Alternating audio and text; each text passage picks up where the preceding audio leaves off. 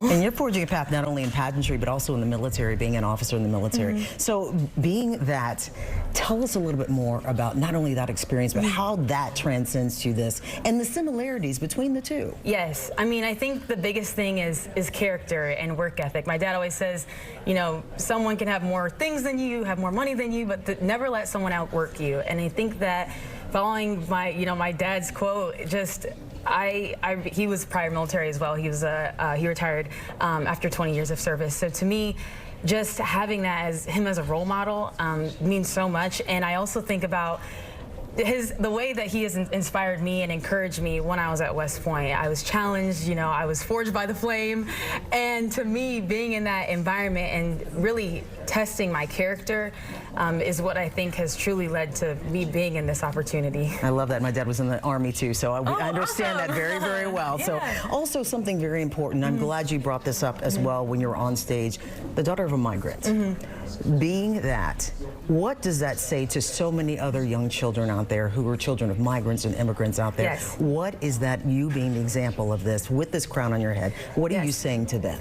That they can forge their own path, to never let circumstances define their destiny, that the will and the integrity that you are building through every trial that you overcome is building the blocks to where you are going to go, and that I have just found unlimited inspiration in my mother. I mean, she beams with light for every single person that she meets, and I really feel like I'm sharing this with her. I mean, I can't wait to see her after this. It's so meaningful, and I think that if anyone takes anything away, it's that they truly can do anything. And also as an Afro-Latina, it's muy importante, so that is something as well too, right? Yes, very much so. I think that diversity, unity, I mean, the women, every single time there was a cut, there was so much diversity on that stage, and I think that tells everyone that not only do you deserve to be here, but you belong here, and that in these spaces you are celebrated, that you can do anything, and that there are people who are chasing their own dreams who look just like you. Very much so. In 3 months,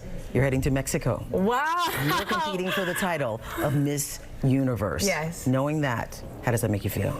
You know, I think that I just really lean on the lessons that I've learned from adversities I've faced in my life. My grandmother, my name is Alma, and it means soul in Spanish, and my grandmother's name was Alma, and she passed away when I was 16. And I was there when she passed away, and I said, I promise to make you proud. And in this moment, I just know she's shining down on me, and I know when I'm on that Miss Universe stage, she's gonna be there too.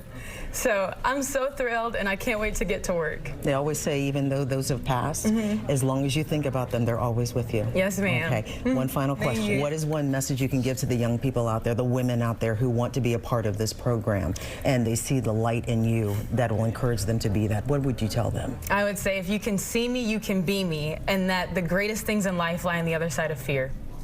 Who are you? Miss USA 2024.